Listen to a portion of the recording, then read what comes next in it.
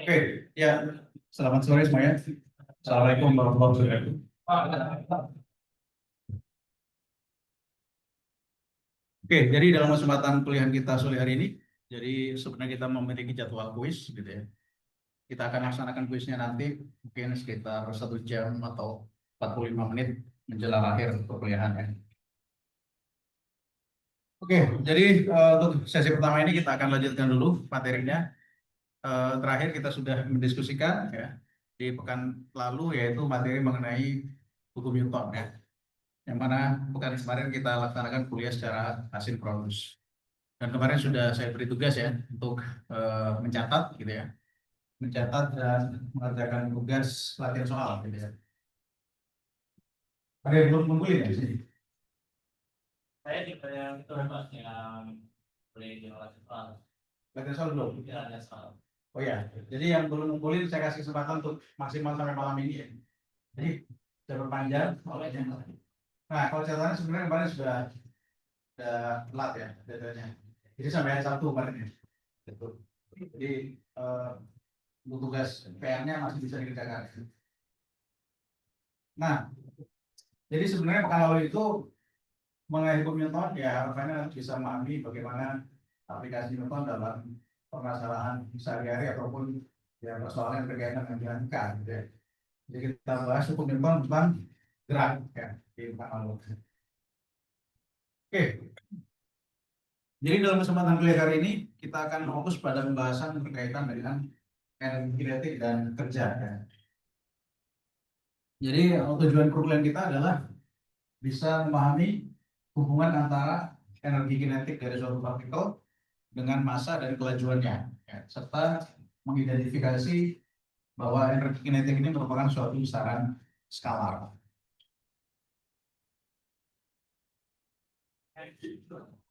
Nah, jadi energi pada dasarnya adalah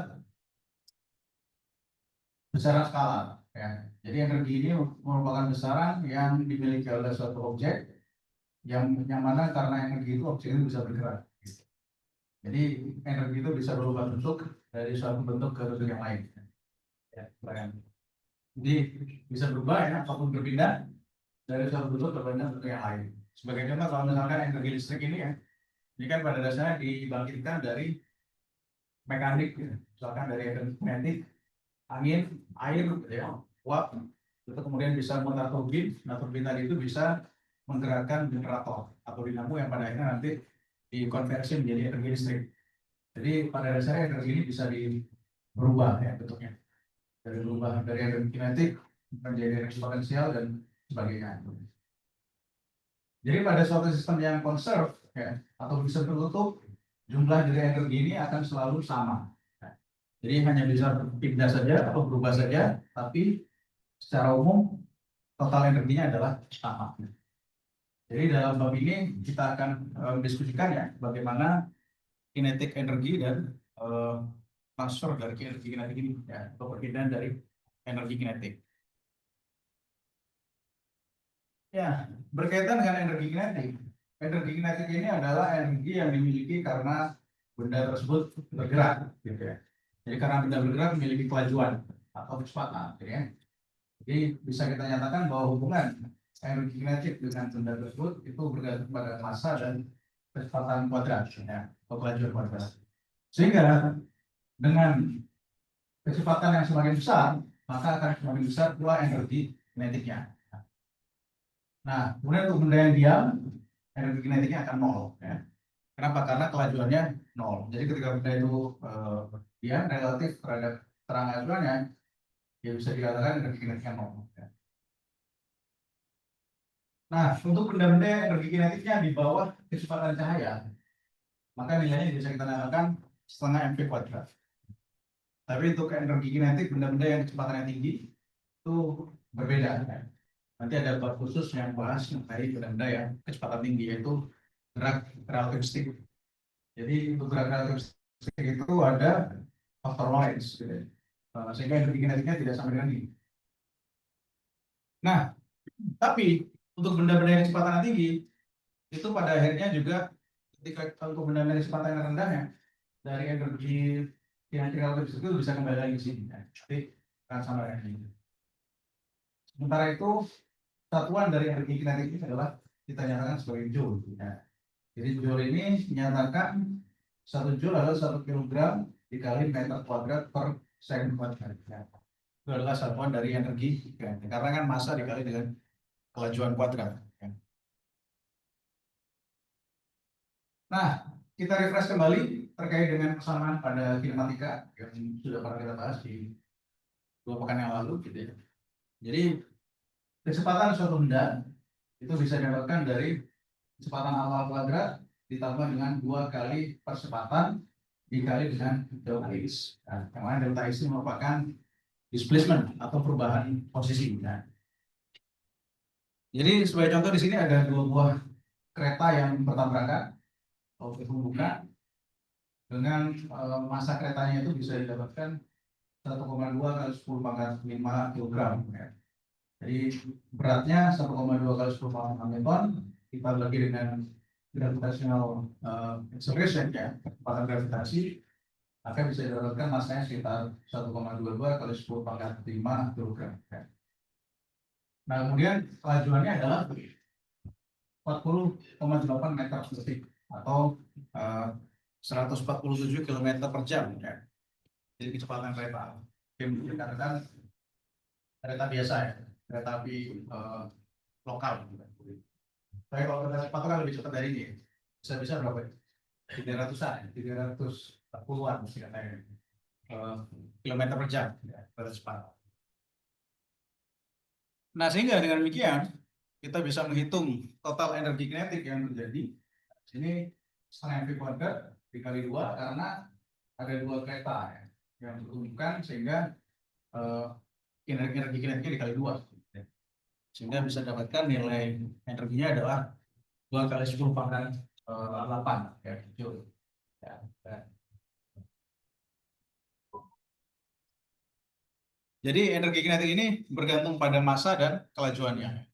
Semakin besar kelajuan, maka semakin besar energi kinetik yang terjadi.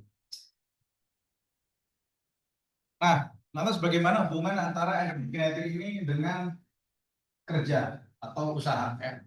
Jadi usaha atau kerja ini memiliki hubungan dengan energi kinetik. Jadi tujuan kita di sini adalah memahami, ya, bagaimana hubungan antara gaya, dalam hal ini adalah gaya ini memiliki besar dan arah, ya, dengan kerja yang dilakukan pada partikel. Jadi ketika partikel itu mengalami perpindahan. Nah, dengan demikian nanti bisa kita dapatkan bahwa gaya dengan perpindahan dot produknya adalah suatu besaran skala yang kita kenal sebagai kerja. Nah, kemudian kita menghitung berapa besaran kerja yang dilakukan serta hubungan energi kinetik dan kerjanya. Oke. Ya, jadi kalau kita tinjau suatu sistem satu dimensi, dalam hal ini adalah katakanlah misalnya ada suatu balok yang ditarik dengan gaya F, ya. Karena di sini F-nya ini menyatakan gaya pada suku X, maka bisa kita dapatkan besar gaya berdasarkan hukum 2 Newton, yaitu massa dikali dengan percepatan. Nah, kemudian dari hubungan antara kecepatan dengan percepatan serta D di sini adalah displacement atau perpindahannya, bisa kita dapatkan kecepatan akhir kuadrat sama dengan kecepatan awal kuadrat ditambah dengan 2 kali percepatan dikali dengan perpindahan posisinya atau displacementnya. Nah, sehingga bisa kita substitusikan, ya, setengah dikalikan mv kuadrat dikurangi setengah m v0 kuadrat, ya. Berarti kan v kuadratnya itu ini, ya, V0 kuadrat plus 2A dikali D. Ya. Itu sama dengan gaya dikali D, yaitu gaya tadi massa dikali percepatan. Dengan kata lain, bisa kita nyatakan bahwa di ruas kiri itu menyatakan perubahan energi kinetik. Ya. Dan perubahan energi kinetik. Yang mana besarnya sama dengan kerja yang dilakukan. Jadi perubahan energi kinetik adalah gaya dikali perpindahan.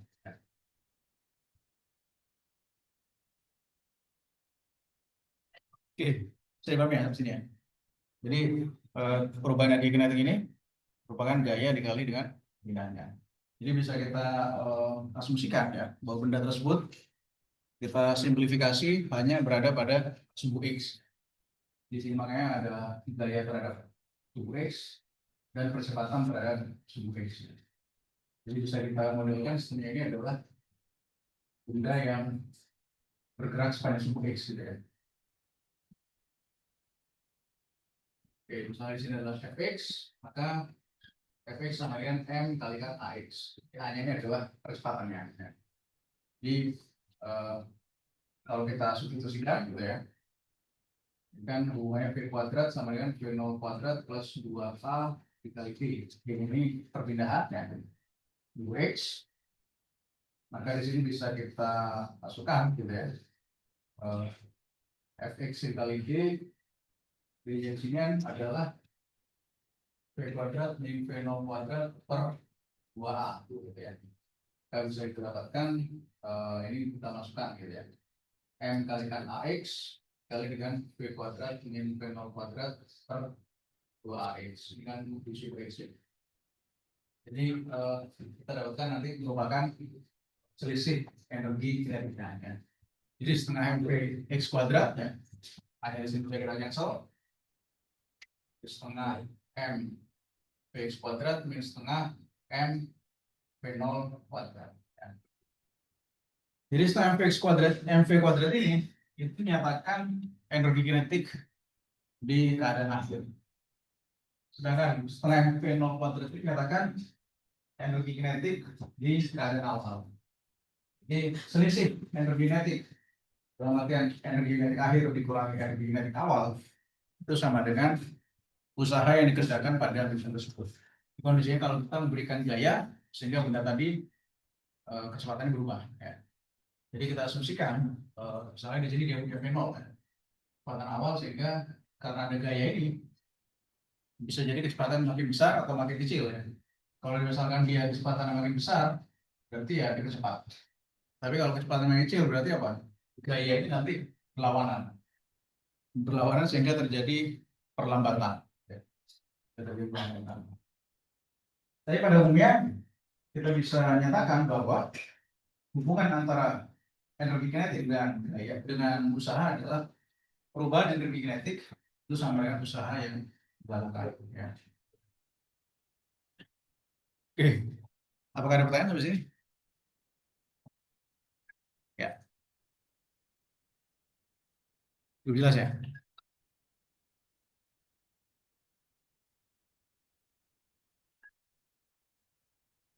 Kemudian gaya dan usaha ya, sehingga terjadi suatu perpindahan, displacement. Jadi untuk menghitung berapakah gaya yang bekerja pada suatu objek atau suatu benda ini, kemudian objek tersebut bisa mengalami perpindahan, maka bisa kita gunakan komponen gaya sepanjang perpindahan objek tersebut. Ya. Jadi bisa kita gunakan komponen gaya sepanjang perpindahan dari objek. Ya. Jadi komponen gaya ini itu tegak lurus. Ya. Dengan perpindahan maka akan menghasilkan usaha sama dengan 0. Ya. The zero word. Artinya kalau dia itu tegak lurus, usahanya 0. Ya. Untuk sudut P antara gaya dan perpindahan ini bisa kita dapatkan nilai usahanya adalah F3 cos P. Ya. Atau dalam bahasa vektor bisa kita tuliskan F dot D gitu. Atau F dikalikan dengan displacement. Ya. Jadi dalam artian misalkan ada suatu balok, ya. Kita berikan gaya F sehingga dia mengalami perpindahan sebesar G. Nah, jadi secara matematis bisa kita tuliskan bahwa besar usaha adalah gaya dikalikan dengan perpindahan. Ini merupakan dot product. Jadi dot product itu merupakan perkalian dua buah vektor menghasilkan besaran skalar. Dengan gaya ini besar vektor, displacement untuk perpindahan ini merupakan vektor juga, ya, punya arah gitu. Nah, hasilnya itu usaha. Usaha ini tidak punya arah. Jadi usaha itu hanya besaran skalar, ya. Jadi tidak ada arah yang mana. Nah, sehingga untuk mencari nilai ini berapa, maka kita perlu memproyeksikan gaya ini sejajar terhadap perpindahannya. Ya. Jadi kalau misalkan ini perpindahan ke kanan, jadi bisa kita buat, ya. Karena di sini sudutnya pi, maka di sini komponennya f cos pi. Ya. Sehingga bisa didapatkan nilai w-nya. Nah, di sini f cos pi dikali d. Ya. Sehingga nilai usaha yang terjadi adalah f cos pi dikali d. Ya. Fd cos theta atau fd cos pi. Ya. Jadi asal usulnya dari dot produk, ya. Jadi perkalian titik antara gaya dan binari. Nah, misalkan di sini gayanya adalah Newton gitu ya. Terus perpindahannya kita ambil besarnya ini 3 meter dan sudutnya adalah 60 derajat. Maka dengan demikian kita bisa hitung usaha yang terjadi pada balok tersebut adalah W 15 ya. 10 kali D 3 cos 60 derajat. Cos 60 derajat kan setengah. Jadi di sini adalah 50 dikali dengan setengah. Sehingga dapat 15 joule. Oke. Nah, itu besaran usaha yang dilakukan ya terhadap benda tersebut. Nah, kalau dia itu gaya yang diberikan tegak lurus terhadap perpindahannya, maka nilai usahanya 0. Ya. Kenapa usahanya 0? Karena sudutnya ini 90 derajat. Ya, 90 derajat. Kalau kita bisa buat menggunakan F-nya ke atas, kemudian untuk pindahannya ke kanan, gitu. Antara F dan D, sudutnya 90 derajat. Ya. Jadi kita ambil cos 90 derajat sampai 0. Ya. Maka usaha yang diberikan oleh gaya ini, oleh gaya yang diberikan itu tidak menghasilkan usaha. Ya. Jadi di sini ketika gaya, ya, komponen gayanya ini tegak lurus terhadap displacement perpindahan, maka usahanya sama dengan 0. Jika di sini akan menghasilkan W sama dengan 0 karena D cos 90 derajat sama dengan 0, maka usahanya sama dengan 0. Nah, itu usaha dan gaya, ya, serta perpindahan.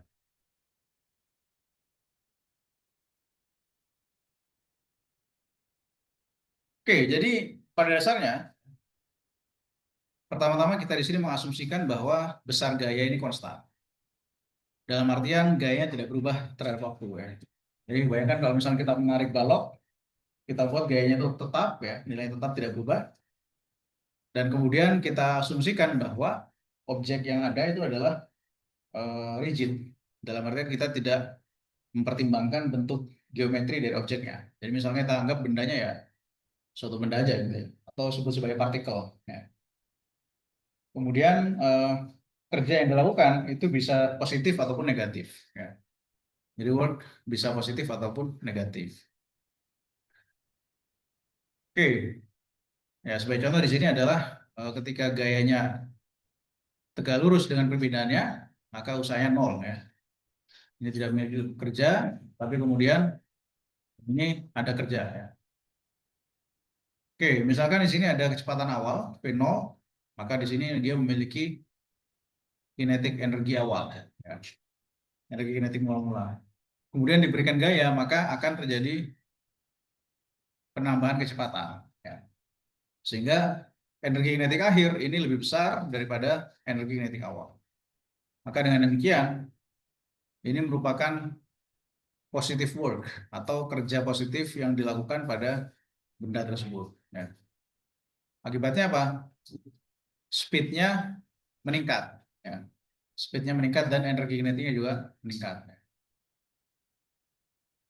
Jadi kerja dalam satuan internasional itu juga dinyatakan dalam joule, jadi sama dengan energi, atau dalam sistem British itu digunakan satuan foot pound ya. Jadi tapi di sini tidak digunakan secara internasional. Ya. Yang sering kita gunakan adalah joule ya, satuan internasional. Oke, jadi paham ya sampai sini.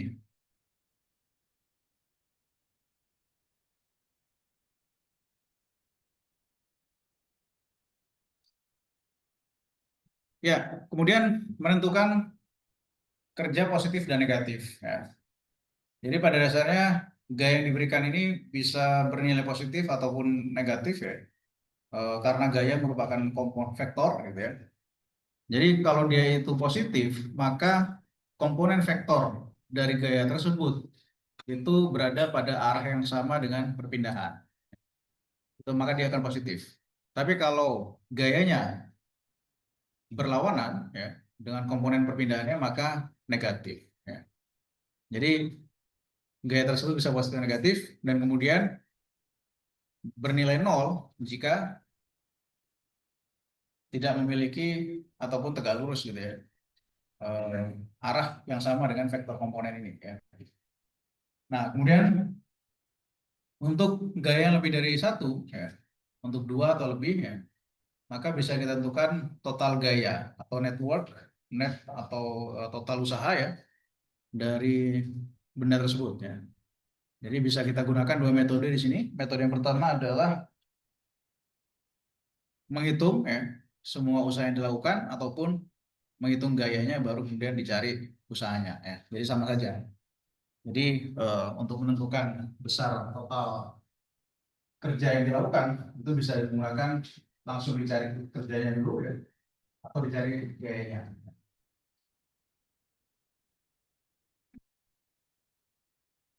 Oke.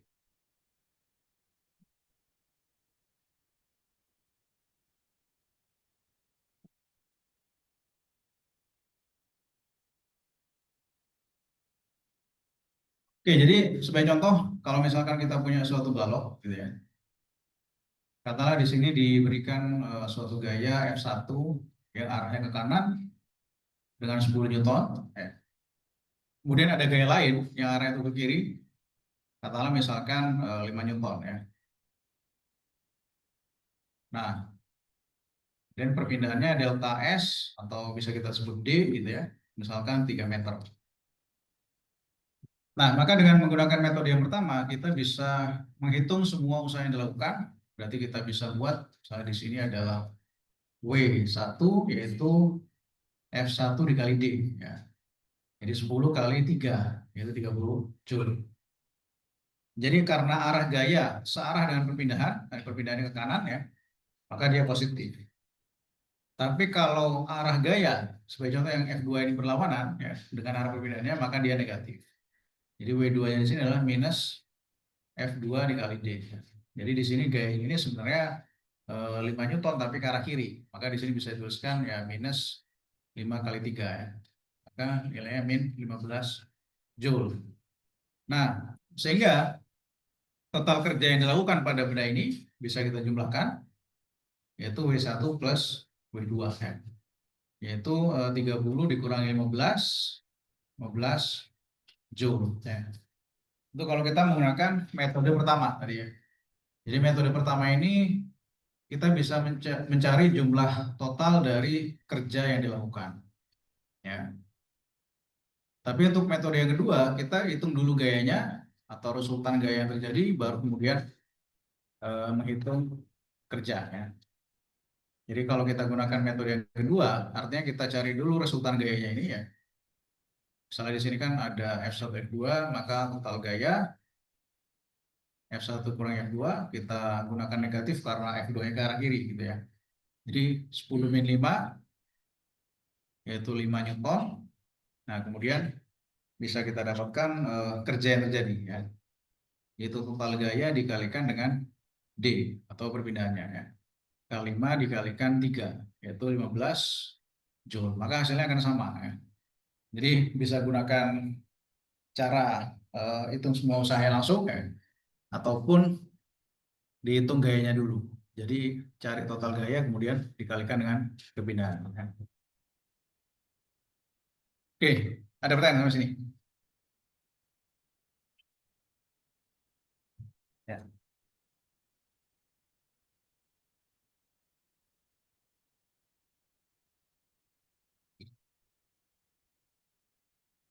Oke,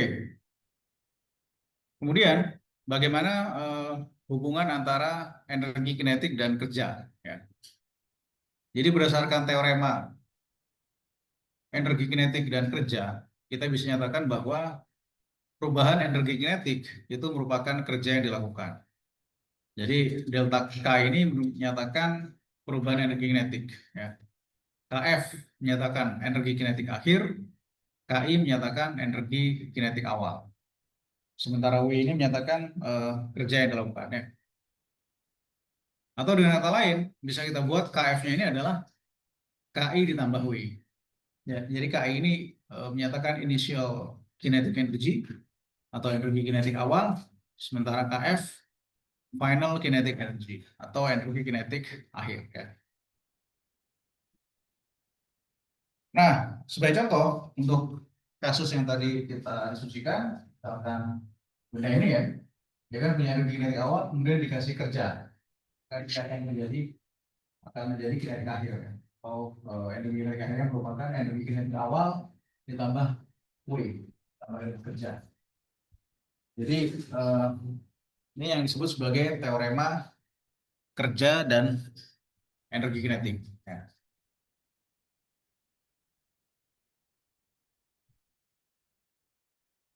Ya, sebagai contoh di sini, kalau ada suatu partikel dengan energi awal ada 5 Joule, ya. Energi kinetik awal 5 Joule, kemudian ada suatu energi 2 Joule yang ditransfer ke partikel tersebut. Maka di sini positive work atau kerja dilakukan terhadap partikel itu. Ya. Maka apa? Energi kinetik akhirnya meningkat, gitu. Jadi 7 Joule. Ya. Tapi ketika dia mentransfer 2 Joule keluar, atau ada energi negatif, ada kerja negatif ya, maka energi kinetik akhirnya menjadi 3 Joule. Dalam artian dia berkurang ya. Karena ada energi sebesar 2 Joule itu yang ditransfer dari partikel. Oke. Jadi energi yang transfer dari partikel ini sehingga mengurangi energi kinetiknya bisa terjadi akibat misalkan gaya eksternal, gaya gesek ya, ataupun energi energi internalnya berkurang gitu. Sehingga dia berkurang energi kinetiknya ya. Oke. Kemudian kita lihat di sini ada suatu partikel yang bergerak sepanjang sumbu X. Kemudian kita bisa menentukan apakah energi kinetik dari partikel itu meningkat, berkurang, ataupun tetap. Ya. Jadi kalau kita perhatikan di sini dari minus 3 meter per second menjadi minus 2 meter per second, dari minus 2 menjadi 2. Ya. Pada situasi tersebut apakah kerjanya ini positif, negatif, atau nol? Ya. Oke, jadi untuk partikel pertama ini bisa kita asumsikan ya. Karena suatu kecepatan itu merupakan besaran vektor, jadi untuk kasus yang A ini bisa kita buat, jadi V inisialnya adalah minus 3 meter per second. Gitu ya. Sedangkan kecepatan akhir atau V final itu adalah minus 2 meter per second. Ya. Maka berapakah perubahan energi kinetiknya? Ya. Jadi dia itu energi kinetik kan tidak punya arah ya, meskipun di sini kecepatan punya arah. Jadi bisa dikatakan bahwa kecepatan awal ini 3 itu ke arah kiri, ya, minus 3. Jadi kalau kecepatan finalnya 2, ya kan? Artinya kecepatan akhir lebih rendah daripada kecepatan awal, ya. Maka dengan menggunakan perubahan energi kinetik, gitu ya, kita bisa nyatakan bahwa kinetik akhir dikurangi dengan kinetik awal. Jadi bisa kita buat setengah dikalikan massa, ya. V finalnya adalah min 2 kuadrat. Ya. Berarti 4 dikurangi dengan 9. Ya. Jadi minus 5. Minus 5 per 2M. Ya. Minus 5 per 2M. Dengan kata lain, decrease. Ya. Atau dia itu energinya berkurang. Ya. Jadi karena dari 3 meter sekon menjadi 2 meter sekon. Sedangkan untuk yang kasus kedua, di sini dari minus 2 meter per sekon, ini bergerak ke arah kiri ya, minus 2 meter per sekon, disebut sebagai initial velocity, kemudian kondisi akhir dia bergerak ke arah kanan. Bergerak ke arah kanan dengan kecepatan akhirnya adalah 2 meter per sekon. Ya. Maka di sini energi kinetiknya tetap, ya, karena kelajuannya sama, ya, meskipun arah kecepatannya berbeda. Sehingga karena untuk kasus yang pertama ini delta K-nya negatif, maka kerjanya juga negatif. Jadi kita tahu bahwa tadi kerja adalah perubahan energi kinetik. Ya. Jadi kalau delta K-nya negatif, artinya dia itu energi ditransfer dari benda tersebut ya, keluar. Ya. Jadi dia negatif. Sedangkan yang kedua, ini kondisinya adalah 0. Ya. Jadi kerja yang dilakukan tuh bernilai 0. Ya. Oke, apakah ada pertanyaan terkait dengan hubungan antara energi kinetik dan kerja sampai sini?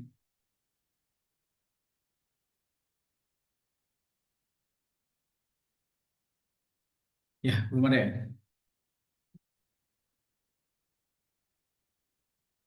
Oke, kalau belum ada, mari kita lanjutkan dengan kerja oleh gaya gravitasi. Jadi tujuan pembelajaran ini adalah untuk menghitung bagaimana kerja yang dilakukan oleh gaya gravitasi dan ketika objek tersebut diangkat ataupun dijatuhkan ya, ataupun posisinya lebih rendah dibandingkan kondisi awal. Kemudian mengaplikasikan kerja dan energi kinetik, teorema kerja dan energi kinetik untuk situasi ketika objek tersebut diangkat ataupun dilepas. Ya. Dengan kata lain ketinggiannya bakal lebih rendah ya. Oke, jadi pada dasarnya energi kinetik ini atau energi oleh gravitasi ini bergantung pada eh, kerja, yaitu F dikalikan dengan D gitu ya. Nah, cuma kerja yang dilakukan ini gayanya adalah gaya gravitasi, yaitu massa dikali dengan G, yaitu percepatan gravitasi ya. Nah, kita bisa inisialisasi di sini WG, jadi WG ini menyatakan kerja oleh gaya gravitasi, ya. Itu nilainya mgd cos pi. Ya. Jadi kalau dia itu objeknya naik, maka negatif. Karena sudutnya adalah 180 derajat. Ya. Jadi pada saat objek itu naik, sebagai contoh gini. Dia punya gaya berat, M kali G ya. Kemudian dia diangkat. Ya kan? Jadi antara gaya, ini disebut sebagai F gravity, dengan perpindahannya ini D, arahnya berlawanan. Ya kan? Jadi karena arahnya berlawanan, maka sudutnya ini 180 derajat. Nah, karena sudutnya 180 derajat, maka sudutnya ini cosnya 1, min 1 ya. Jadi negatif, minus MGD. Untuk kasus benda yang melawan arah gravitasi. Ya. Jadi karena kita asumsikan arah gaya ke bawah. Tapi untuk benda yang jatuh, maka di sini nilainya positif. Ya. Karena sudutnya 0. Jadi MGD cos 0 derajat. Kita bisa didapatkan massa kali gravitasi dikali D ya. Nilai positif. Jadi besar perubahan energi kinetik untuk benda yang diangkat ataupun yang jatuh ya, ini akan dicari hubungannya delta K, hasil perubahan energi kinetiknya WA plus WG. Tapi kondisinya kalau benda diam, maka dia nol. Ya. Atau dengan kata lain, usaha yang digunakan untuk mengangkat benda itu sama dengan usaha oleh gaya gravitasinya. WA sama dengan minus WG.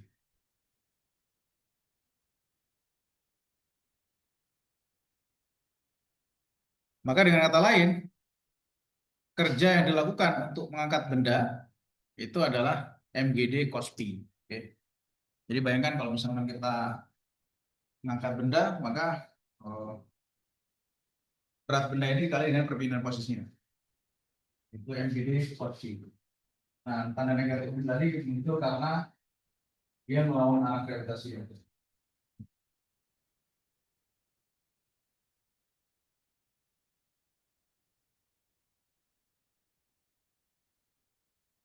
Oke, kemudian di sini ya, untuk perubahan posisi ke atas atau benda tersebut naik, maka dia itu gayanya positif, sementara untuk yang gravitasinya ke bawah, ya, ini kan perpindahannya ke atas, maka gaya ini searah dengan perpindahan, ya, maka dia positif. Tapi kerja yang dilakukan oleh gaya gravitasi itu akan negatif. Nah, sebaliknya, kalau benda tersebut bergerak ke arah bawah, ya, gaya yang diberikan ke atas ini akan bernilai negatif. Sementara kerja yang dilakukan oleh gaya gravitasi adalah positif. Karena searah dengan perpindahannya, gitu. Jadi intinya kalau gaya tersebut searah dengan perpindahan benda, dia positif. Tapi berlawanan, maka negatifnya.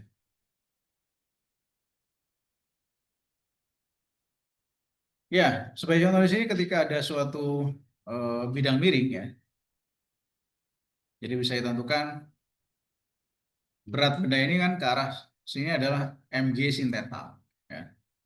Kemudian ditarik oleh gaya tegangan tali sebesar T,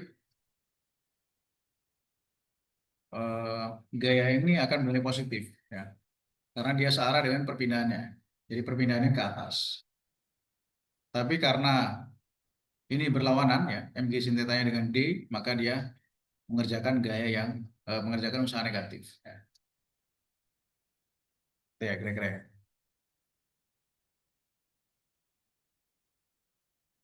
Oke, begitu pula kalau kita sedang berada pada elevator ataupun lift, ya. Jadi pada saat posisi turun, maka tegangan tali itu mengerjakan usaha negatif. Sementara gaya gravitasi itu mengerjakan kerja yang positif, ya. Oke, apakah ada pertanyaan terkait dengan kerja oleh gaya gravitasi?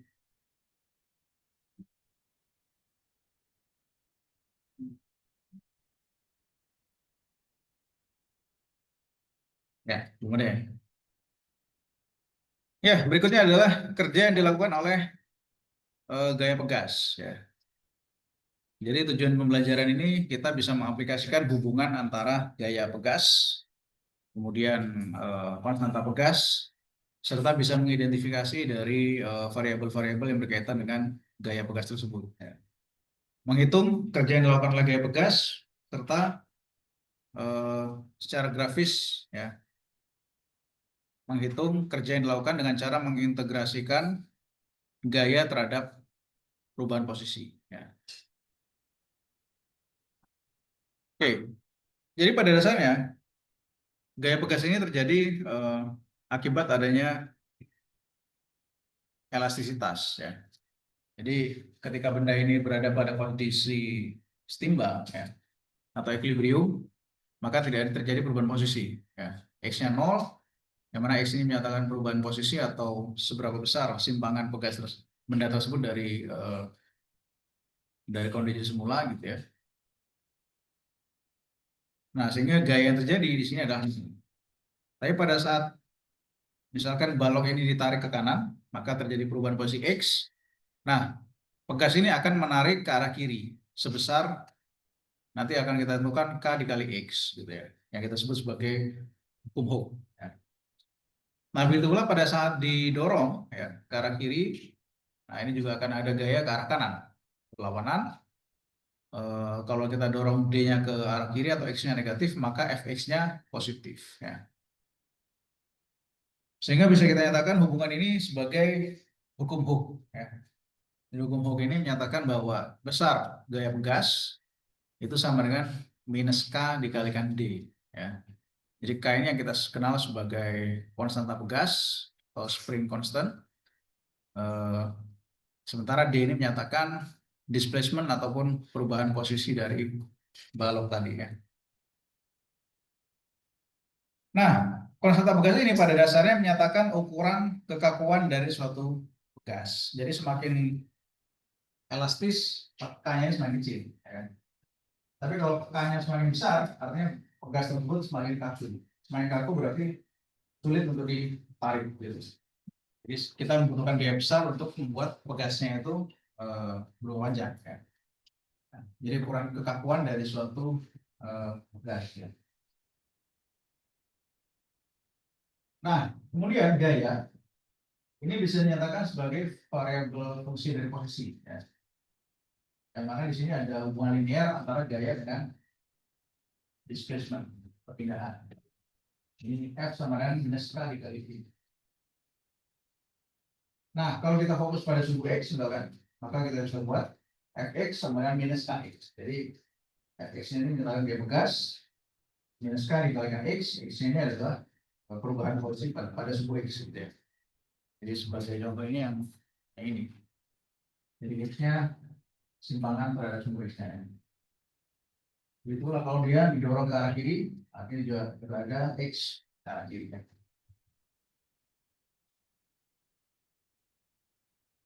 Nah, sehingga kita bisa dapatkan nanti dengan cara mengintegrasikan. Ya. GF ini adalah min Kx, jika diintegralkan, hasilnya sama dengan setengah Kx kuadrat. Ya. Jadi kan bisa kita buat di sini ya.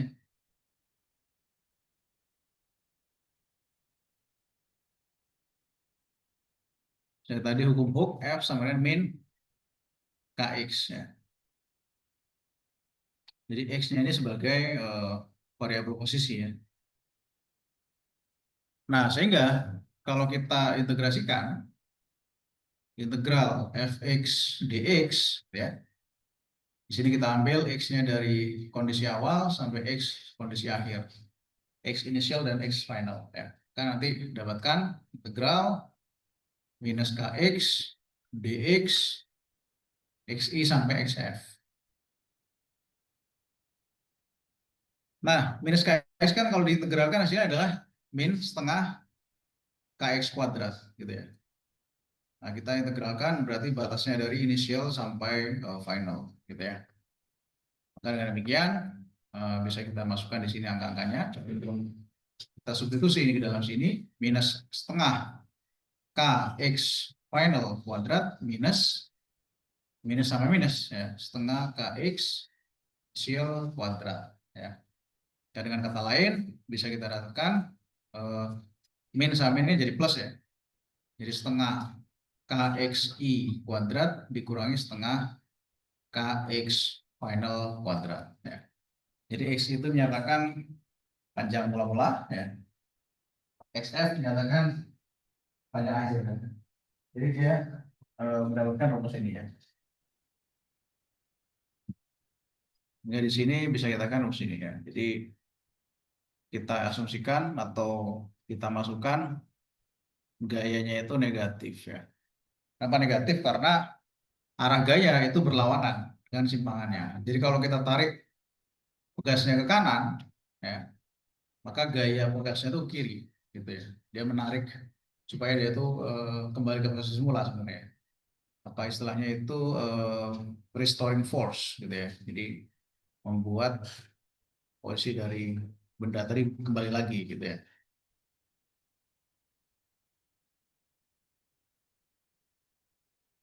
Oke, sehingga ketika kita masukkan dari persamaan tadi, ya,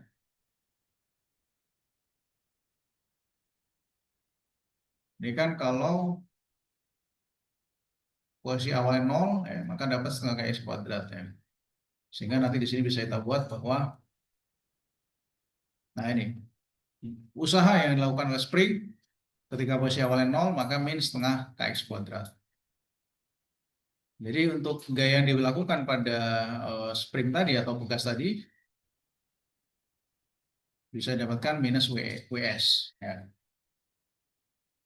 Jadi WS ini gaya usaha oleh spring dan WA ini usaha yang dikerjakan pada springnya. Beda negatifnya ya.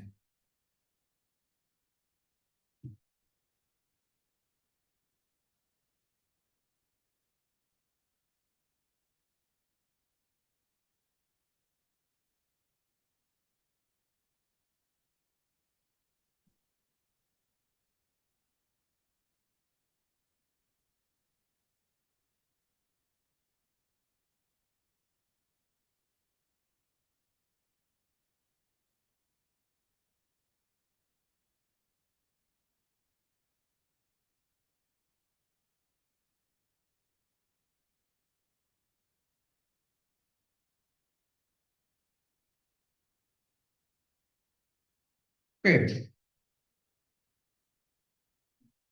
Ya, jadi untuk kasus 3 situasi yang berbeda, misalkan kita memiliki suatu keadaan di mana posisi awal minus 3 dan 2 cm, kemudian 2 cm dan 3 cm, serta min 2 dan 2 cm. Pada masing-masing situasi ini, berapakah kerja yang dilakukan oleh gaya pegas? Ya? Pada balok, positif, negatif, atau nol. Ya. Berarti bisa tinggal kita masukkan ke persamaan tadi bahwa besar kerja yang dilakukan adalah perubahan energi kinetik. Ya.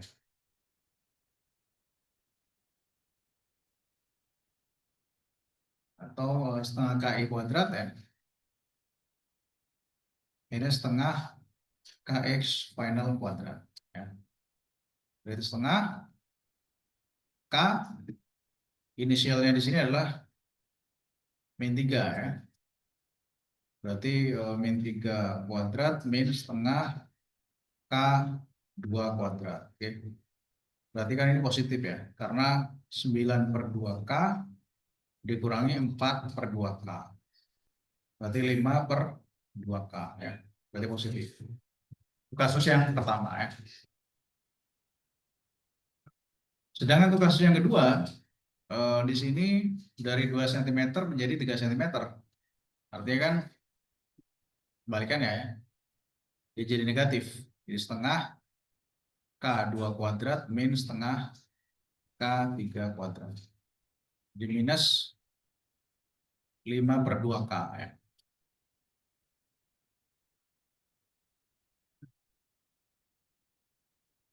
Dan satu lagi adalah 0 ya kan. Karena sama-sama 2 ya kan. Minus 2 dan 2 ya. Maka yang di sini kalau kita masukkan ke rumus ini akan menghasilkan nilai 0 ya. Atau 0 ya. Kenapa? Nah itu Ya. awalnya rumusnya minus 2. Oh, jadi minus itu 2. Oh, yang mana? Yang setengah Setengah? itu saya nah awalnya kan minus 2 kuadrat. Minus kuadrat ya. Minus 3 ya. Minus 3 inisialnya. Itu enggak XI kuadrat ya. Oh, Ya. itu minus ya. Yang ini. Enggak masalahnya tadi makanya kayak minus 1. Oh, yang ini. Iya, tulisan Setengah KXI kuadrat. Ya. itu kan minus ya. Bukan. Ini minus setengah KXF kuadrat. Oh, titiknya. Titik. Ya. Jadi, oh ya ini titik ya, bukan minus ya ini. Ah ini. Ya, jadi ini maksudnya posisi awal ya, KXI kuadrat. Kemudian dikurangi setengah KXF kuadrat ya. Jadi posisi awalnya min 3, posisi akhir 2 ya, gitu. Oke, jelas ya sampai sini ya. Oke, ya. Ya, silakan. Oke, jadi itu tadi adalah hubungan antara energi kinetik, kemudian kerja oleh gaya gravitasi dan kerja oleh gaya pegas. Ya. Kemudian yang ketiga, yang berikutnya adalah kerja yang dilakukan oleh gaya secara umum. Ya. Artinya di sini gaya apapun. bisa macam-macam kan, bisa entah gaya magnet ataupun gaya angin misalnya ya. Jadi segala macam gaya bisa terjadi. Nah, jadi pada umumnya kerja yang dilakukan oleh suatu gaya itu tergantung pada kalau kita ngomongkan dalam grafik luas area di bawah kurva ya. Jadi nanti bisa dapatkan di sini ya luas area di bawah kurva ini. Jadi kita bisa punya kurva gaya terhadap X ya. Nah, maka kerja yang dilakukan itu sama dengan luas area di bawah gaya itu, kurva gaya terhadap X ini. Jadi prinsipnya kita lakukan integrasi ya. Integrasi dari total luas total ini kan. Jadi kan kalau kita hitung integral itu sebenarnya hitung luas ya. Jadi secara prinsipal dari luas gitu ya akan didapatkan integral.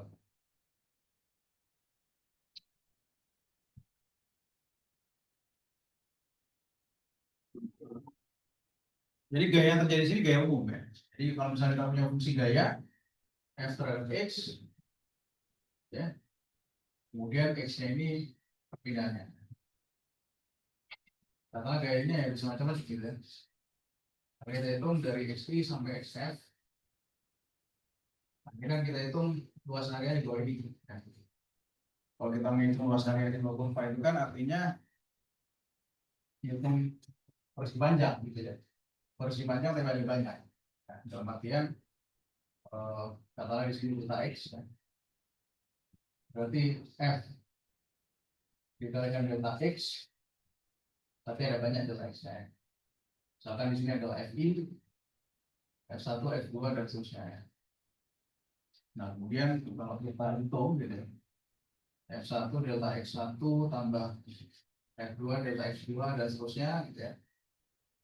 Itu artinya fi delta x7. Nah, di sini sigma i dari 1 sampai n. Tapi delta x-nya ini kecil, sehingga limit ya. Delta x menjadi 0. Nah, artinya kita ngitung luas semuanya ini berarti limit dari sigma ini bermakna integral ya, f dx. Artinya kalau kita hitung luas area dari bawah kurva gaya terhadap posisi ya, maka bisa kita dapatkan kerja yang terjadi ya. Dari H initial sampai H final. Oke, jadi secara umum bisa dinyatakan seperti ini ya. Besar kerja adalah gaya dikalikan perpindahan ya, atau integral f dx. Kalau kita gunakan secara diskrit gitu ya. Kalau integralnya kan artinya continue. Tapi kalau sistemnya itu kita buat sebagai kotak gitu ya, itu diskrit, maka limit sigma f delta x. Nah, ini kalau kita nyatakan kerja pada sistem di sumbu x ya. Nah, kalau misalkan ada 3 dimensi, artinya tinggal kita tambahkan ya. Ya, silakan.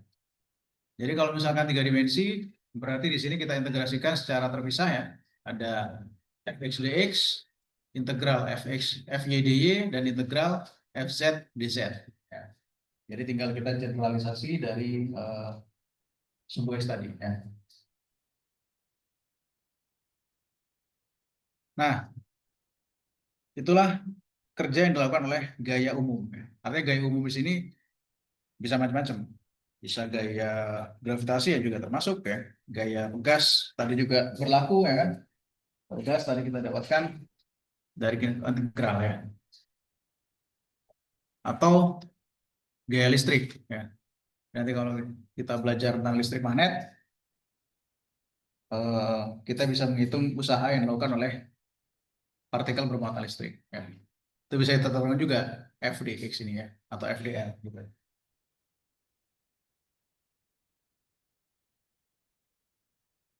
Ya, berikutnya adalah power ataupun daya ya. Jadi power atau daya ini tujuan kita adalah untuk bisa mencari hubungan antara daya rata-rata dengan kerja yang dilakukan oleh gaya ya, dalam suatu selang waktu tertentu yang dikerjakan oleh kerja tersebut.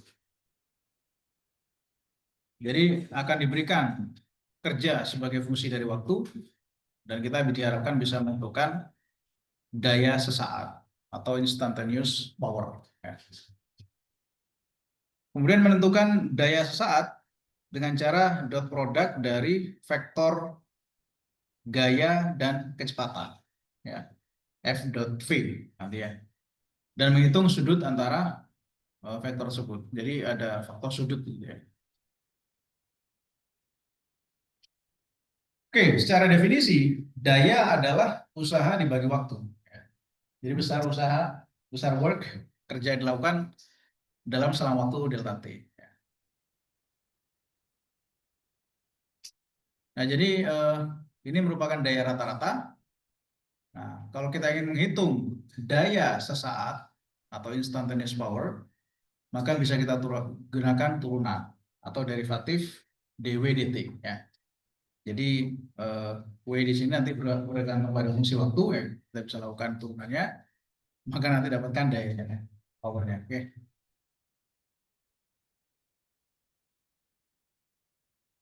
Nah, satuan untuk daya ini itu adalah W atau watt. Ya.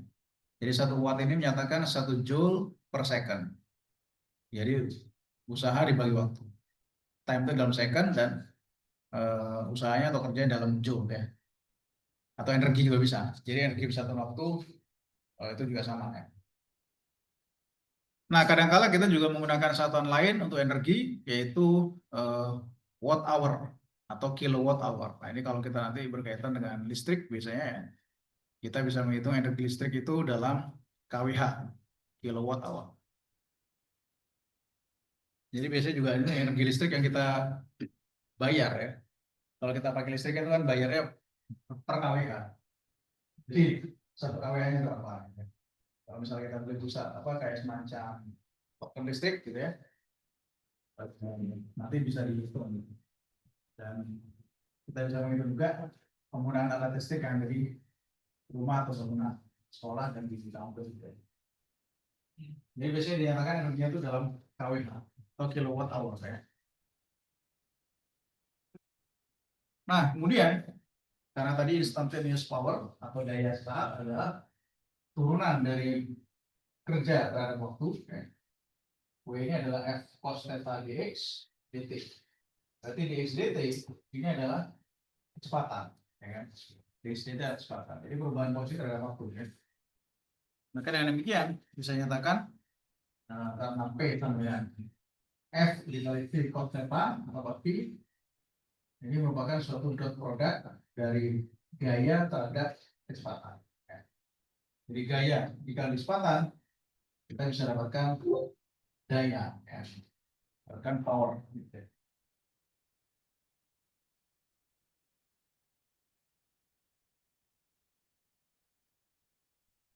Oke, F dot V ya.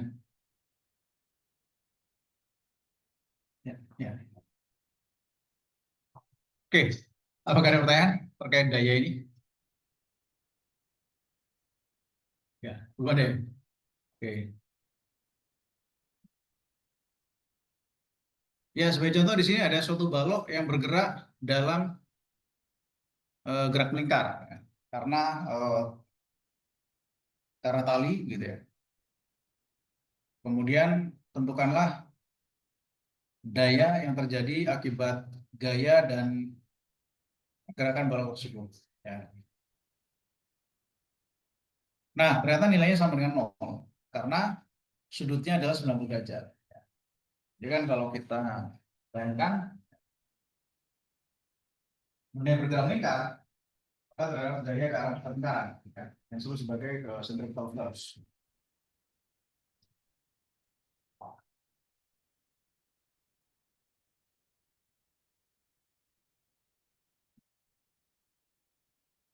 Jadi bisa kita bayangkan sini, misalkan ada benda bergerak melingkar,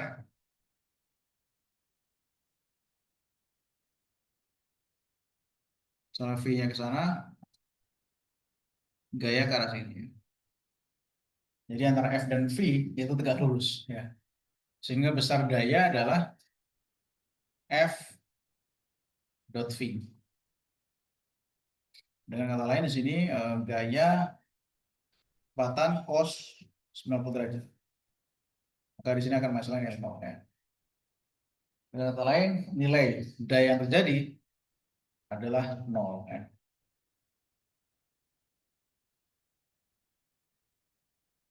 Oke, dengan demikian bisa kita ambil kesimpulannya ya, bahwa energi kinetik dari suatu partikel atau sistem itu bisa dinyatakan sebagai setengah mv kuadrat ya.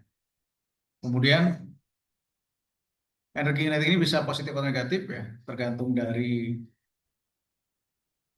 kerjanya ya. Kerja bisa positif atau negatif tergantung pada keadaannya. Kalau kita memberikan kerja pada benda tersebut berarti positif ya. Tapi kalau benda tersebut mengeluarkan energinya sehingga berkurang, maka dia negatif ya. Kemudian kerja yang dilakukan oleh gaya konstan bisa dinyatakan sebagai F dot D, D-nya ini adalah perpindahan ya. Dan hubungan antara kerja dan perubahan energi kinetik. Yang mana adalah perubahan energi kinetik sama dengan kerja atau W ya. Dan gaya atau kerja oleh gaya gravitasi serta kerja oleh gaya pegas ya. Dan kerja yang dilakukan oleh gaya secara umum. Dalam hal itu kerja bergantung pada posisi ya. Dan kita bisa menghitung daya adalah besar kerja dibagi waktu ya. Atau W per delta T. Serta hubungannya kalau daya saat dV dt ya, F dot V atau FV cos P ya. Oke, itulah materi berkaitan dengan energi kinetik ya, serta kerja.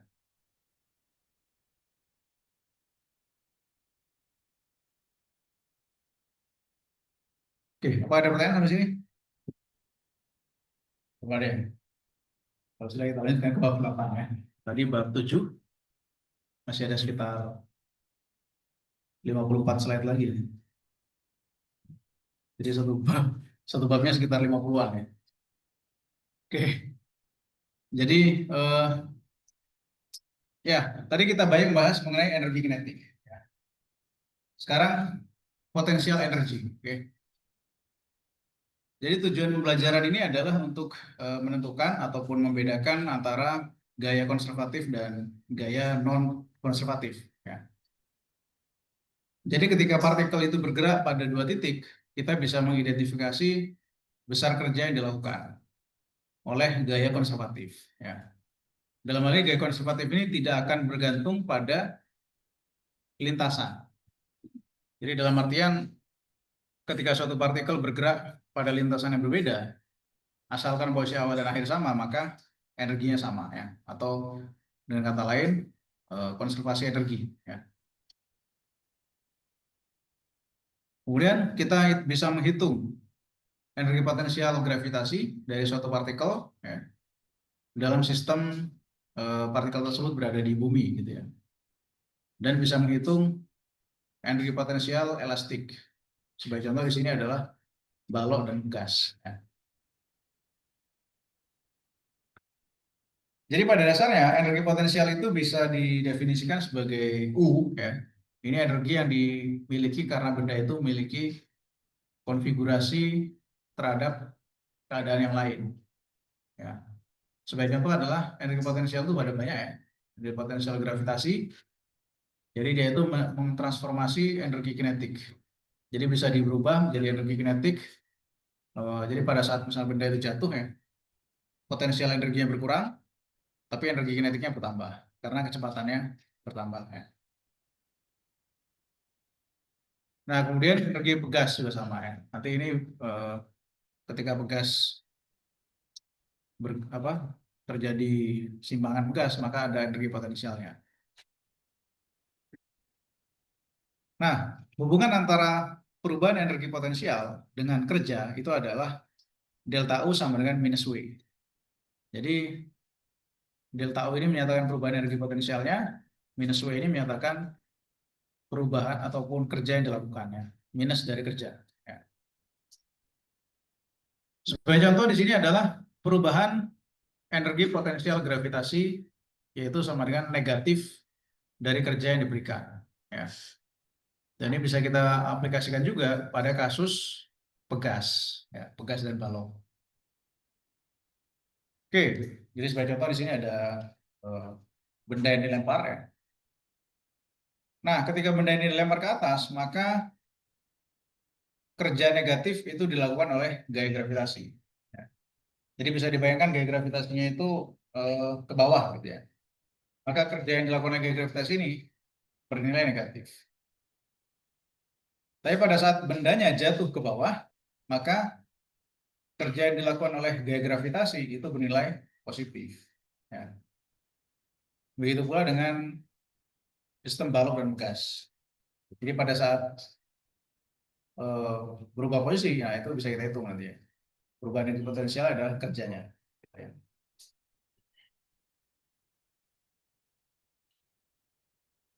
Oke,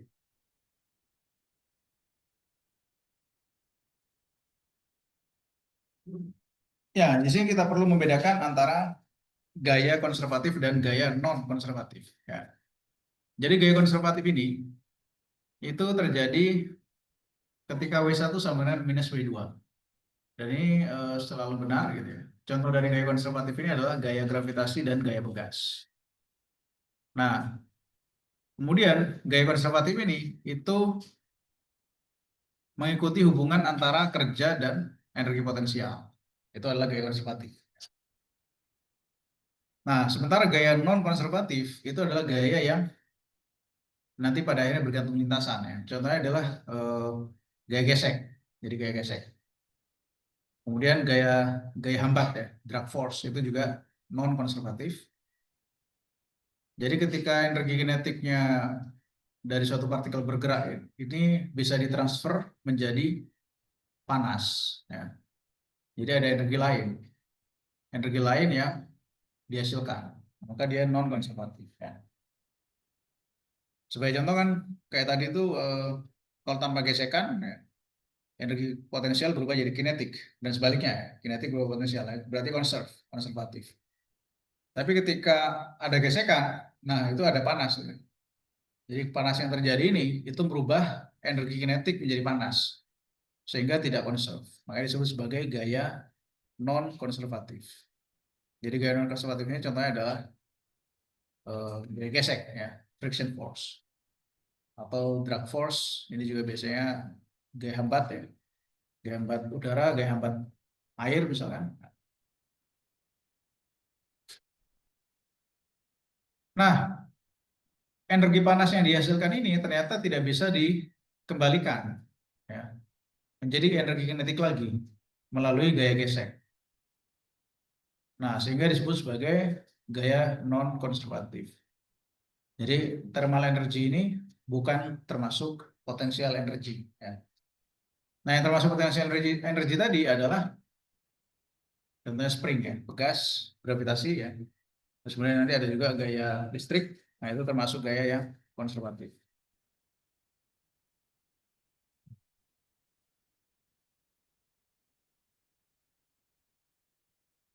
Oke, jadi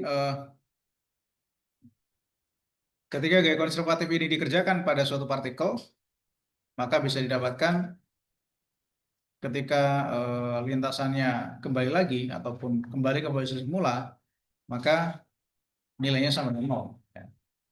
Atau pada lintasan tertutup. Itu kalau dia itu hanya gaya konservatif. Tapi kalau misalkan ternyata nilainya tidak 0, maka dia bukan gaya konservatif. Ya. Oke. Nah, sehingga untuk gaya konservatif ini, kerja yang dilakukan gaya konservatif hanya bergantung pada posisi awal dan posisi akhir. Jadi dia itu tidak bergantung pada lintasan. Ya. Tidak bergantung pada lintasan yang dilalui oleh partikel. Oke, sebagai contoh di sini, ya. Kalau kita ilustrasikan dalam gambar, untuk gaya konservatif, ketika benda bergerak dari posisi A ke B, misalkan melalui lintasan pertama, maka akan sama dengan usaha yang dilakukan di lintasan kedua. Maka dia disebut sebagai gaya konservatif. Ya. Nah, makanya di sini ketika gaya itu konservatif, bagaimanapun lintasan yang dipilih, maka akan menghasilkan kerja yang sama. Ya, nilai kerjanya sama. Itu yang pertama. Yang kedua adalah ketika dia kembali lagi, misalkan dari posisi A ke B melalui lintasan 1, terus kemudian kembali dari B ke A lagi, tapi melalui lintasan 2, totalnya 0. Ya, itu merupakan ciri dari gaya konservatif. Ya. Jadi secara grafis bisa digambarkan seperti ini ya. Itu untuk gaya konservatif saja ya. Contoh tadi apa? Gaya gravitasi dan pegas ya. Gravitasi pegas termasuk juga nanti gaya listrik ya. Gaya listrik statis. Oke.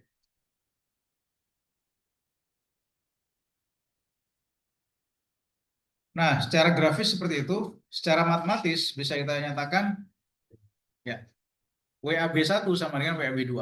WAB1 itu artinya usaha dari A ke B pada posisi 1 ya, sama dengan usaha dari A ke B melalui lintasan 2 ya.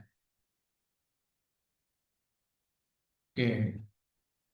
Nah, dengan kata lain, kita bisa mensubstitusikan simpler path atau lintasan yang paling sederhana daripada yang susah ya. Hanya untuk gaya konservatif. Jadi untuk gaya konservatif ini misalkan kita ingin hitung ya, berapa usahanya ya cari yang paling gampang ya. Karena ini untuk mensimplifikasi ya. Karena kenapa? Pada akhirnya sama. Oke, jadi sebagai contoh seperti ini.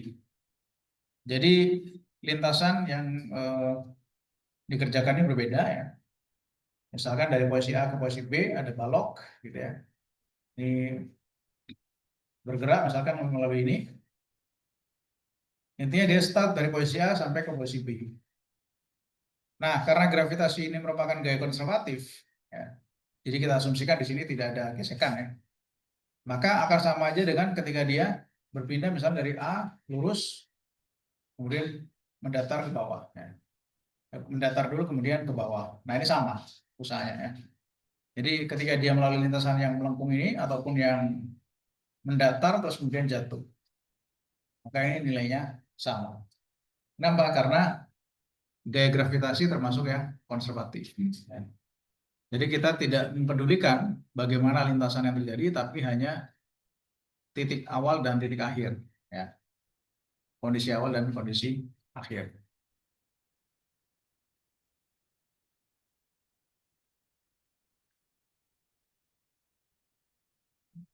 Oke. Jadi sebagai contoh di sini ada benda yang bergerak dari posisi A ke B ya. Nah, ternyata dari A ke B ini 60 Joule, B ke A juga 60 Joule. Nah, terus kemudian dari A ke B juga tapi melalui lintasan yang berbeda, ini minus 60 Joule. Ya. Apakah ini termasuk gaya konservatif? Nah, ternyata jawabannya adalah tidak ya. Karena lintasan A ke B ini memiliki tanda yang berbeda. Maka seharusnya kalau dia konservatif, ketika dari A ke B ini 60 Joule, maka B ke A ini jadinya harusnya minus 60. Ya. Nah, tapi di sini malah ada lagi minus 60 di sini ya. Sehingga kalau dia konservatif dari A ke B dan B ke A ini 0 totalnya. Karena satunya 60 dan minus 60. Nah, sehingga kesimpulan di sini adalah bukan termasuk gaya konservatif. Ya.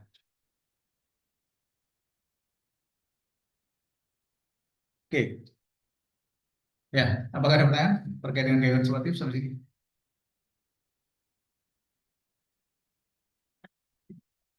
Oke, kemudian.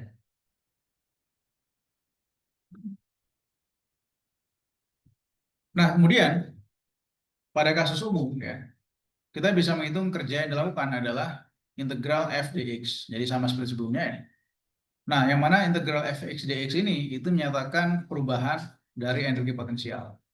Jadi tadi delta U sama dengan minus W ya. Nah, berarti ada negatifnya di sini. Delta U sama dengan minus W. Berarti minus integral fx dx. Ya. Oke, sebagai contoh di sini ketika kita ingin menghitung energi potensial ya, relatif terhadap titik acuan tertentu, misalnya kita ambil titik acuannya 0 gitu ya. maka energi potensial yang nilai adalah M kali G kali Y. Yang mana Y-nya di sini menyatakan ketinggian. Jadi ketinggiannya itu relatif terhadap titik acuan, reference configuration.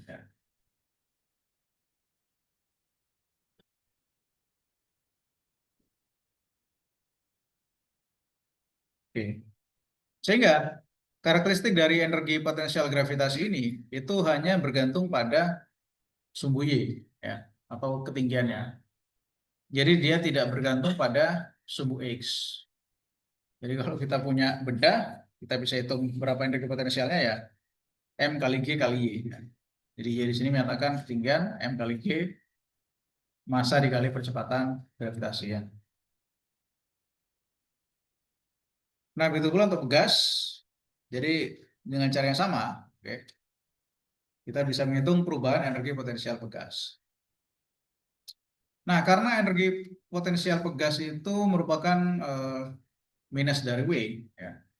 Tadi W-nya kan bisa kita dapatkan setengah KXI kuadrat minus setengah KXF kuadrat. Nah, berarti delta U-nya kebalikannya. Ya.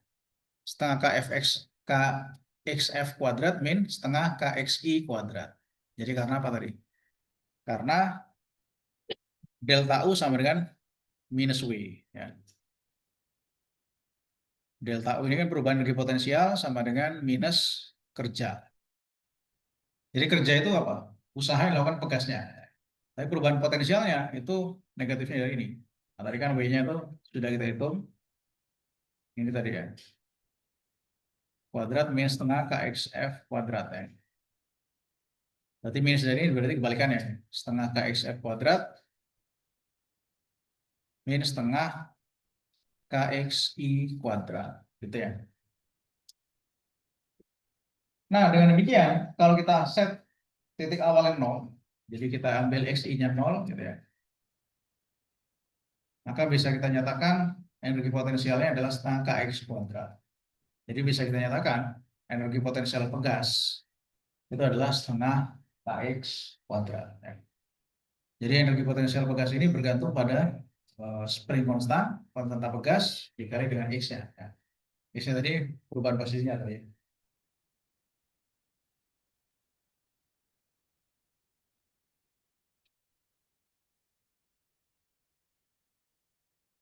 Oke.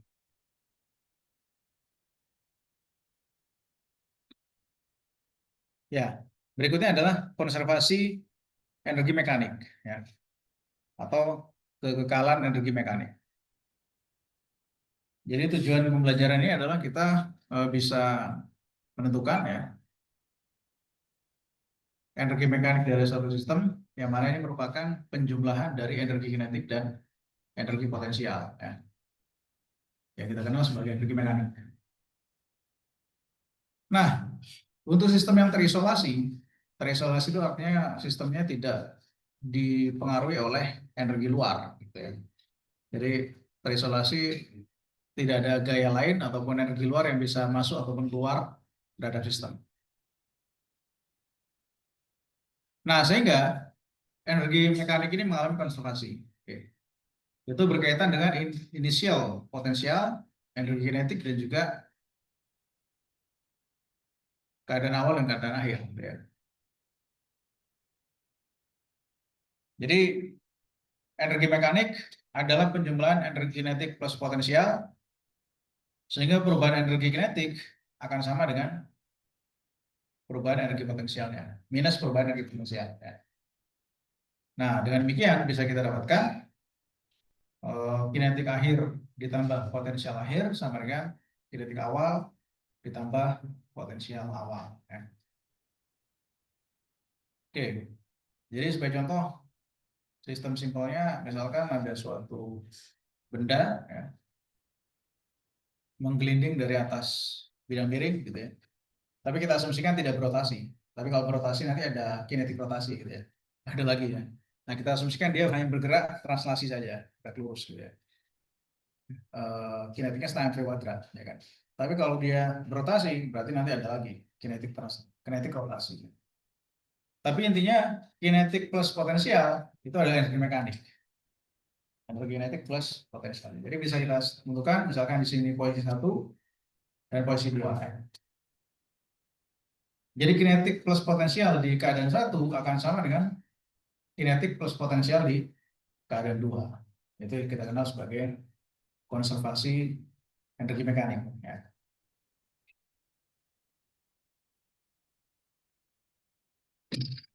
Oke, jadi dalam suatu sistem yang terisolasi, yang mana di sini hanya ada gaya konservatif saja. Ya. Jadi gaya konservatif ini menyebabkan perubahan energi, maka kinetik energi ditambah potensial energinya bisa berubah. Ya. Tapi jumlahnya itu selalu tetap konstan, ya. Sehingga energi mekaniknya tidak berubah.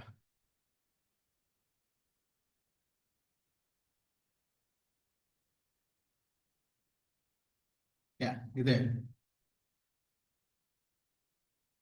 Sehingga bisa dinyatakan prinsip dari energi mekanik ini, yaitu delta energi mekanik, perubahan energi kinetik plus perubahan energi potensial sama dengan 0. Artinya apa? Tidak ada perubahan, ya kan? Jadi nilai energinya konstant, ya. Tidak terjadi perubahan energi mekanik karena energi kinetik plus potensialnya totalnya tetap, ya. Nah, dalam hal ini bisa dinyatakan energi mekanik dari suatu sistem itu conserve, gitu ya. Jadi ini berkaitan dengan total energi kinetik dan energi potensial. Dengan kata lain kita bisa nyatakan, ya, kita bisa menentukan titik terendah dari suatu sistem, itu potensial 0, ataupun mencari titik tertinggi dari suatu sistem pada saat energi potensialnya maksimum, ya, dan energi kinetiknya minimum.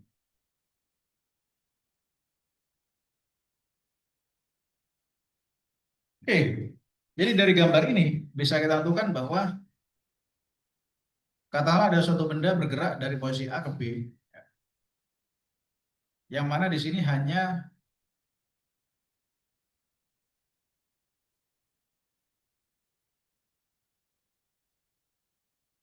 gaya konservatif, ya.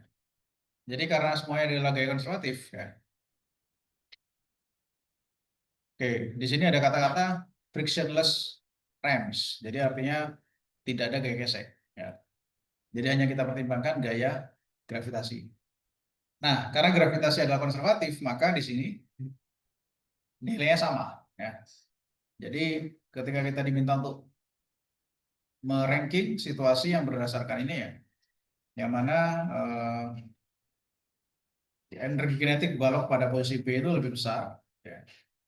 Nah, ternyata sama, semuanya sama intinya. Jadi semuanya ini karena tidak ada gaya non konservatif, maka perbedaan energi potensial dan energi kinetiknya sama. Jadi sama, sehingga posisi 1, 2, 3, 4 ini itu sama untuk setiap keadaan, ya.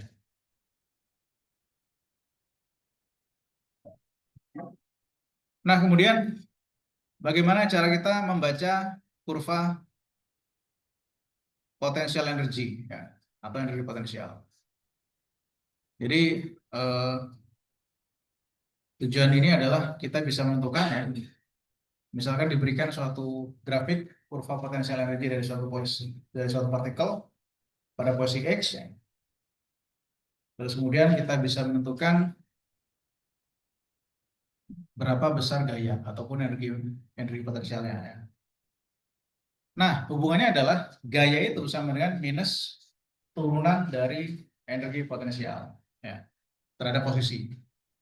Jadi untuk sistem satu dimensi, gaya yang bekerja pada suatu benda ini, ya, hubungannya adalah gaya sama dengan minus turunan dari energi potensial terhadap posisi, ya.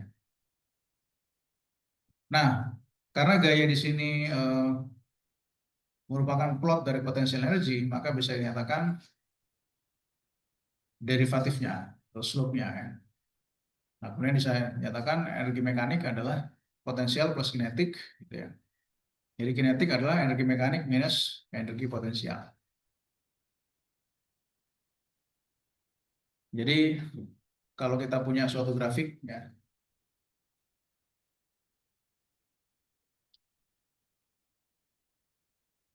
berarti besar gayanya negatifnya ya. Nah, nanti bisa kita lihat di sini ya. Sehingga nanti kita bisa belajar turning point-nya di mana ya, equilibrium-nya di mana, terus unstable dan stable. Ya. Jadi kalau dia itu K-nya sama dengan 0, energi kinetiknya sama dengan 0, maka dia merupakan turning point, titik belok. Ya. Jadi ibarat benda dilempar ke atas gitu, sampai pada ketinggian maksimal, energi kinetiknya 0 ya. Nah, maka dia belok ke bawah. Itu disebut sebagai turning point. Sehingga pada saat keadaan ini, partikel mengalami perubahan arah. Ya. Mengalami perubahan arah. Nah, pada saat titik setimbang, slope dari energi potensial sama dengan 0. Artinya keadaan ini disebut sebagai keadaan netral. Ya. Keadaan netral, yang mana jadi ibarat kata kayak spring. Bekas tadi itu cukup bisa dibuat contoh gitu ya.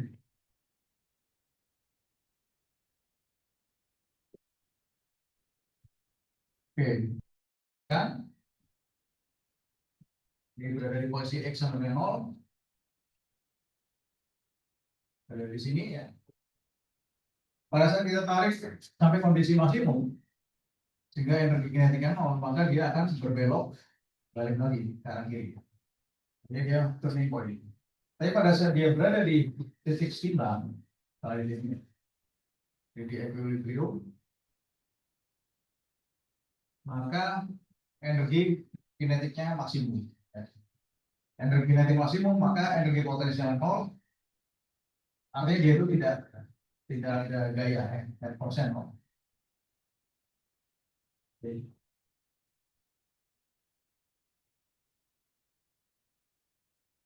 Kemudian partikel berada pada kondisi unstable equilibrium ya, hanya dengan energi potensial saja. Kemudian stable equilibrium. Ya, jadi bisa kita nyatakan, misalkan grafiknya seperti ini ya. Jadi kalau grafiknya sebelah kiri ini menyatakan energi potensial U dalam joule, sedangkan yang bagian mendatar ini adalah posisi ya, suhu X-nya. Nah, tadi gaya adalah minus du dx ya. Jadi pada saat dia turun potensialnya berarti gaya naik. Jadi bisa kita lihat antara X1 sampai X2 sini pada saat energi potensialnya turun maka terjadi gaya ya. Sampai pada akhirnya strong force ya, itu berada di sini ya. Nah, kemudian turun dan bisa mengikuti kurva ini ya. Jadi hubungannya ini adalah F sama dengan minus du dx. Jadi kita lakukan derivatif ya.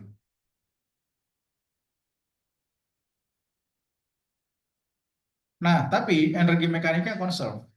Jadi energi mekaniknya di sini konstan. Kita buat misalkan energi mekaniknya 5 Joule. Nah, karena energi mekanik adalah kinetik plus potensial, maka selisih antara energi kinetik dan potensial ini, selisih antara energi mekanik dan potensial ini adalah energi kinetik, gitu ya.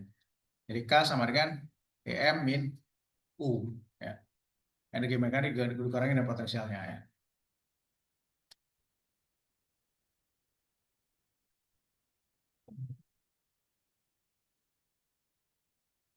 Nah, kemudian kerja yang dilakukan oleh sistem karena ada gaya eksternal, ya. Sebagai contoh di sini adalah gaya gesek, ya. Ya. Jadi gaya gesek dan thermal energy, ya. Jadi energi panas yang dihasilkan itu akibat apa? Gesekan, sliding ya. Jadi delta E mekanik tambah delta E thermal, merupakan kerja. Ya, sebagai contoh di sini ada gesekan yang dilakukan, maka dia akan dikonversi menjadi energi panas. Sehingga konservasi energi ini nanti akan bertambah ya. Yang tadi energi mekanik dan kinetik potensial gitu ya. Nah, maka di sini ada lagi energi thermal plus energi internal. Jadi kita bisa nyatakan kerja yang dilakukan ya. Energi mekanik perubahan energi thermal plus energi internal. Ya. Itu ya. Oke, saya di sini ya.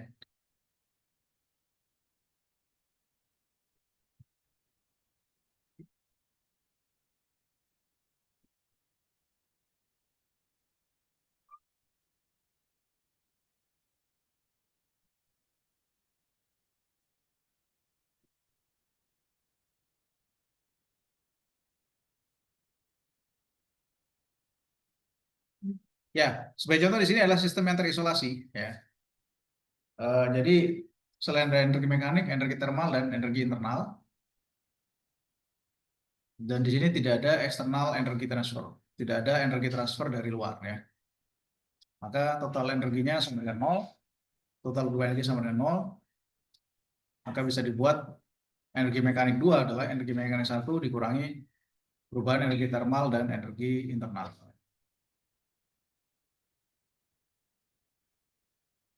Oke.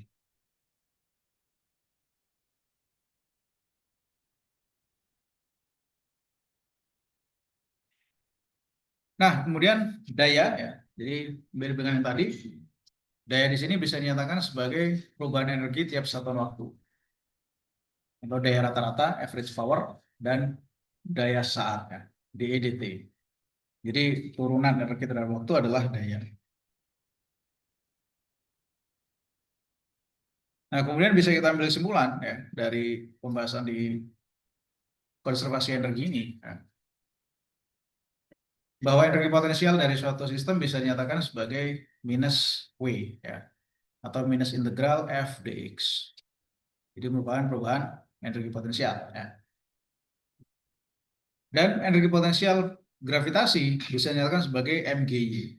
Jadi G di sini menyatakan ketinggian. Serta energi kinetik gas itu menyatakan sebagai setengah kx kuadrat ya. Oke. Nah, serta turunan dari gaya ini ya. Gitu.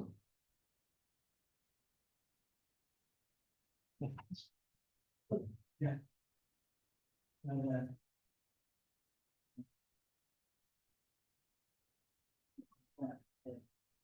Oke, ntar lagi kita akan mulai kuisnya ya. Kita lagi. Oh ya, silakan. Jadi, oke silakan ya. Yang mau tahu lihat dulu. Itu tadi ya simbolan kita. Eh, Intinya kita hari ini membahas mengenai energi dan daya. Ya. Mungkin pekan depan nanti kita lanjutkan dengan bab sampai itu. Oke. Ya. Langsung nggak kelasnya? Siapa? Oh salah ya. Aljabalinnya. Serius? Iya. Masih. Oke. Mungkin itu dulu ya untuk kuliahnya hari ini. Setelah itu silakan kita persiapkan kuisnya.